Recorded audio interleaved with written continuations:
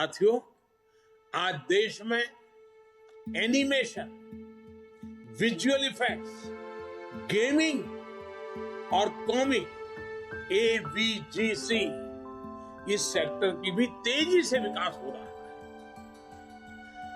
Bharat mobile gaming को लेकर दुनिया के टॉप 5 मार्केट में से एक है। आकलन है कि आने वाले 2 सालों में ये सेक्टर 3 लाख करोड़ रुपए का हो जाएगा। इस सेक्टर में क्रिएट इन इंडिया और ब्रांड इंडिया को सशक्त करने का भरपूर पोटेंशियल है। The PM in 2022 said that the Indian online gaming industry has the potential to make India a global gaming powerhouse. And yet, this sunrise industry is facing an almost existential threat. It is awaiting the decision of the GST Council on 2 critical issues that will decide the future of the industry. The industry will either continue to grow and achieve the PM's vision or cease to exist if unfavorable regulatory regime is implemented. Let's understand how. The government is currently in the process of considering a revised GST framework for the gaming industry. It is deliberating whether skill-based games should be taxed at the current 18% or at an increased 28% rate. Hiking the tax rate to 28% will put the gaming industry in the highest tax slab. What may create more issues is the fact that the government is even considering taxing skill-based games at par with gambling and betting. For gambling and betting formats, tax is applied on the total pool of money received by them while conducting games, and not just the revenue generated by the company as the facilitation fee. This will be a death sentence for the industry.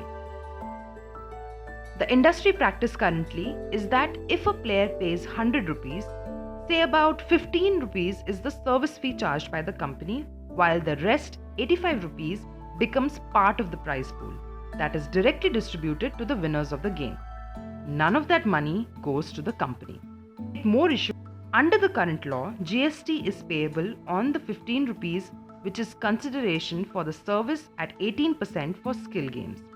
And the prize pool is exempted from GST because the money is being distributed back to the players and not retained by the gaming companies. So the effective net tax that the gaming company is paying is 2.7 rupees in this case. If the government levies GST on the entire 100 rupees, that too at 28%, it would be an industry killer. The change in effective tax paid on such transactions increases to 28 rupees as opposed to 2.7 rupees, which is an approximately 1000% increase. This amount of tax would be more than the revenue earned by the platform, which would make the business unviable.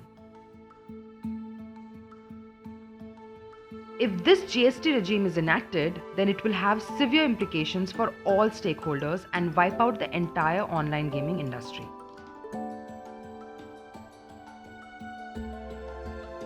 Revenues will take a severe hit. The industry will have to halt all expansion plans. Besides several people being left jobless, even the potential of this industry to create several skilled jobs will be lost. The industry will also lose the investors' confidence, stopping the FDI flow into the sector, which has so far attracted $2.7 billion in FDI. With the decline of legitimate online skill gaming platforms, users will turn to illegal offshore operators outside the Indian regulatory realm without any financial security or grievance redressal mechanism. According to a report by BCG and Sequoia India, the online gaming industry annual revenue is currently projected to grow to $5.4 billion by 2025. This would affect the exchequer that is currently bolstered by the revenue generated by the industry. As offshore operators are not governed by the taxation regime, this would be a sizable loss to the economy as a whole. Globally, most countries with a thriving gaming industry levy GST on the facilitation fee, also known as GGR. In fact, France implemented a high GST on the total price pool but subsequently had to roll it back as it almost killed the industry. International best practices must therefore be considered by the group of ministers before arriving at the final tax framework for the online gaming industry.